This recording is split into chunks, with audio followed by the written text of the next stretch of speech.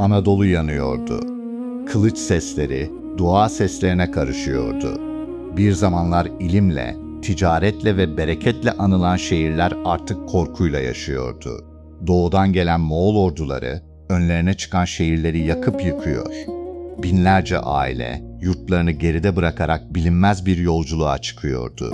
Horasan, Türkistan, Maveraünnehir, asırlardır Türk İslam medeniyetinin kalbi olan bu topraklardan yalnızca insanlar değil, alimler, dervişler, şairler ve gönül erleri de Anadolu'ya doğru göç ediyordu.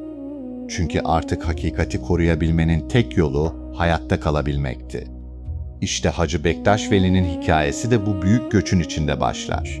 Bugün milyonlarca insan onu bir pir, bir mürşit ve gönül sultanı olarak tanıyor. Özellikle Alevi Bektaşi geleneğinde Hacı Bektaş Veli, yolun en büyük rehberlerinden biri kabul edilir.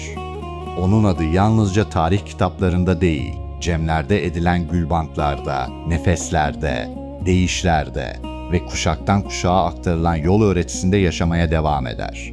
Peki tarih bize onun hakkında ne söylüyor? Hangi bilgiler tarihi belgelerle doğrulanabiliyor? Hangileri ise yüzyıllardır anlatılan menkıbelerden geliyor? Bu belgeselde bunları birbirinden ayırarak anlatacağız. Araştırmacıların büyük bölümü, Hacı Bektaş Veli'nin 13. yüzyılın başlarında Horasan bölgesinde, bugünkü İran sınırları içindeki Nişabur çevresinde doğduğunu kabul eder. Ancak doğum tarihi kesin değildir. Genellikle 1209 ile 1210 yılları arasına tarihlendirilir.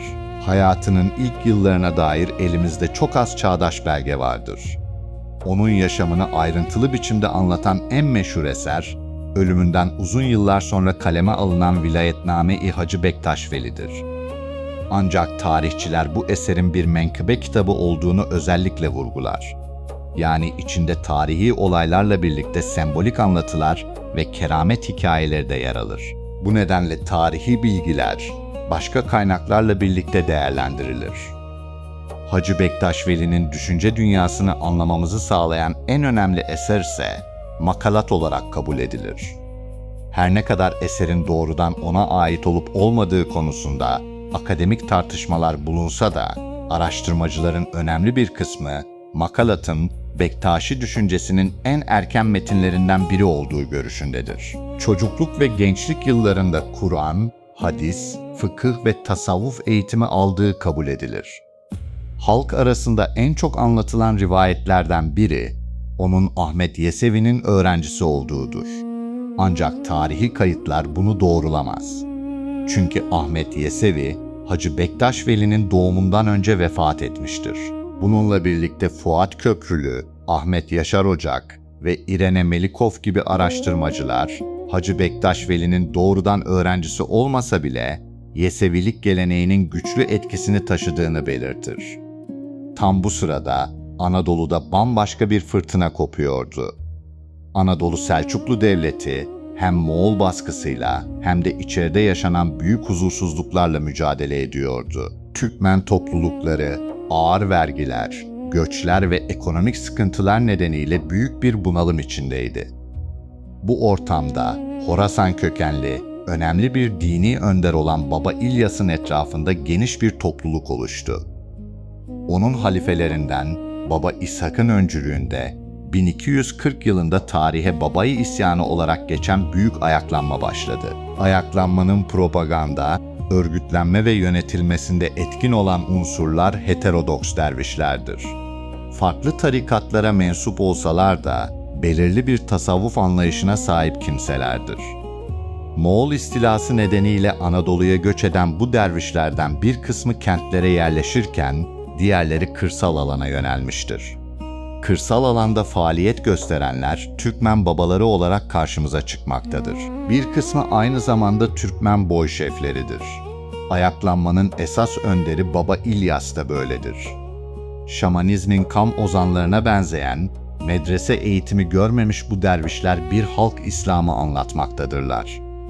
Bu halk İslam'ı, Müslüman hükümdarlıkların desteklediği, yaygın, geleneksel, bu haliyle Ortodoks olarak tanımlanan Sünni anlayışının dışında, Bu haliyle heterodoks olarak bilinen inanç sistemidir. Her zaman siyasi otoriteye muhalif ve ayaklanmaya eğilimli bir takım akımlar içinde görülmektedirler. Kalenderiler dışındaki dervişlerin, boy şefleri olmalarının da sayesinde birer zaviye açtıkları görülmektedir. Bu zaviyeler, merkezi yönetim tarafından resmen tescil edilmiştir ve mali yönden vakıf arazileriyle desteklenmiş, ayrıca vergi bağışıklığı da sağlanmıştır. Böylece çok sayıda zaviye sahibi şeyh, varlıklı ve geniş bir aileye sahip oluyor, böylelikle önemli bir güç elde ediyorlardı. Bu durumdan rahatsız olan halkın hoşnutsuzluğu giderek arttı. Tam da bu dönemde, Baba İlyas'ın da temasta olduğu anlaşılan Türkmen babalarının kalenderi Abdallar, Haydariler ve Vefailer gibi tarikatlardır. Zaman zaman söz edilmiş olmakla birlikte Yeseviler, Hacı Bektaş Veli, babayı ayaklanmasında etkili bir grup olarak görülmezler. Vefailer özellikle önemlidir. Tarihi kaynaklardaki ipuçlarından anlaşıldığı kadarıyla babayı ayaklanmasının esas yönetici kadrosu Baba İlyas ve Baba İshak da dahil Vefai tarikatına bağlı oldukları ileri sürülmektedir. Baba İlyas Elbistan yöresinde faaliyet gösteren Vefai tarikatı, Türkmen Şeyhi Dede Garkı'nın müridi olduğu kabul edilmektedir.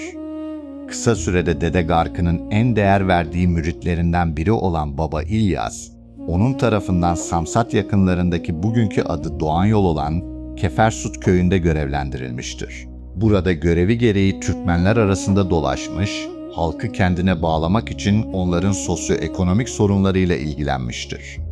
Baba İshak'ın ayaklanmanın ikinci ve fiili başlatıcısı, idare edicisi olduğu dışında, hakkında tek bir kaynak dışında hiçbir yazılı kaynak günümüze ulaşmamıştır. Bu isyan, Anadolu Selçuklu Devleti'ni derinden sarstı. Çatışmalar sırasında binlerce insan hayatını kaybetti. İşte Hacı Bektaş Veli'nin ailesi de bu olaylardan doğrudan etkilendi. Erken dönem kaynaklarına göre kardeşi Menteş, babayı hareketi içinde yer aldı ve Selçuklu kuvvetleriyle yapılan çatışmalarda öldürüldü. Bu haber, Hacı Bektaş Veli'nin hayatındaki en büyük acılardan biri olarak kabul edilir. Ancak burada tarihi açıdan önemli bir ayrıntı vardır. Hacı Bektaş Veli'nin babayı isyanına fiilen katıldığına dair çağdaş ve kesin bir belge bulunmamaktadır. Ahmet Yaşar Ocak başta olmak üzere birçok tarihçi, onun isyanın aktif liderleri arasında gösterilemeyeceğini belirtir. Bazı araştırmacılar ise, kardeşinin ölümünden sonra siyasi çatışmalardan uzak durmayı tercih ettiğini değerlendirir. Kesin olarak bildiğimiz şey şudur: babayı isyanı, Anadolu'nun kaderini değiştirdi. Ve Hacı Bektaş Veli de bu değişimin tam ortasında yeni bir yol inşa etmeye hazırlanıyordu. Çünkü o, kılıçla kazanılan zaferlerin geçici olduğunu biliyordu. İnsan gönlünde kurulan köprülerin ise asırlar boyunca yaşayacağını gösterecekti. Ve Hacı Bektaş Veli, tam da bu karanlık günlerde insanların gönlüne dokunacak bambaşka bir yol açmaya hazırlanıyordu. Babayı isyanının ardından Anadolu'da yalnızca şehirler değil, insanların umutları da yıkılmıştı. Birçok Türkmen obası dağılmış, aileler parçalanmış, güven duygusu büyük ölçüde kaybolmuştu. Anadolu Selçuklu Devleti isyanı bastırmıştı. Ancak bunun bedeli çok ağır olmuştu. Tarihçiler, babayı isyanının Anadolu Selçuklu Devleti'ni askeri, ekonomik ve siyasi açıdan derinden sarstığını belirtir. Hatta bazı araştırmacılar, bu isyanın devleti Moğol istilasına karşı daha da zayıf bıraktığını ifade eder. Nitekim yalnızca 3 yıl sonra, 1243 yılında Köse Dağı Savaşı yaşandı. Anadolu Selçuklu ordusu, Moğol kuvvetleri karşısında ağır bir yenilgi aldı. Bu yenilgi, Anadolu'nun kaderini değiştirdi.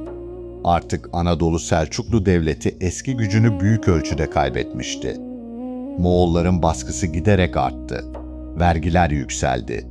Üretim azaldı. Köyler boşaldı. İnsanlar hem savaşın hem de yoksulluğun yükünü omuzlarında taşıyordu. İşte Hacı Bektaş Veli, böylesine zor bir dönemde Suluca Karahöy'e yerleşti. Bugün Nevşehir il sınırları içinde bulunan bu küçük Türkmen yerleşimi, O yıllarda Anadolu'nun sıradan köylerinden biriydi. Kimse buranın yüzyıllar sonra milyonlarca insanın ziyaret edeceği bir merkez haline geleceğini tahmin etmiyordu. Hacı Bektaş Veli burada büyük saraylar kurmadı. Siyasi güç peşinde koşmadı. Silahlı bir topluluk oluşturmadı. Onun kurduğu şey, insanların kendilerini güvende hissedebilecekleri bir gönül ocağıydı. Kapısını çalan herkese aynı gözle bakmaya çalışıyordu. Zengin, fakir, göçebe, yerleşik. Hiç kimseyi dışlamıyordu. İşte bu yaklaşım, kısa süre içinde adının Anadolu'nun birçok bölgesinde duyulmasını sağladı. İnsanlar yalnızca onu görmek için günlerce yol yürüyordu. Çünkü onun anlattığı din dili, korkunun dili değildi, sevginin diliydi, intikamın dili değildi, merhametin diliydi. İnsanları birbirinden ayıran değil, birleştiren bir anlayışı savunuyordu.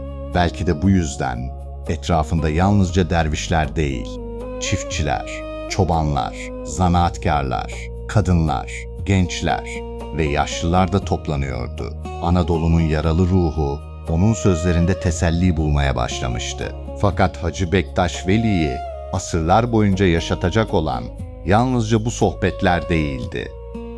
Onun insan anlayışını şekillendiren çok daha derin bir öğreti vardı. Ve bu öğreti, yüzyıllar sonra bile Alevi Bektaşi yolunun temel taşlarından biri olarak yaşamaya devam edecekti.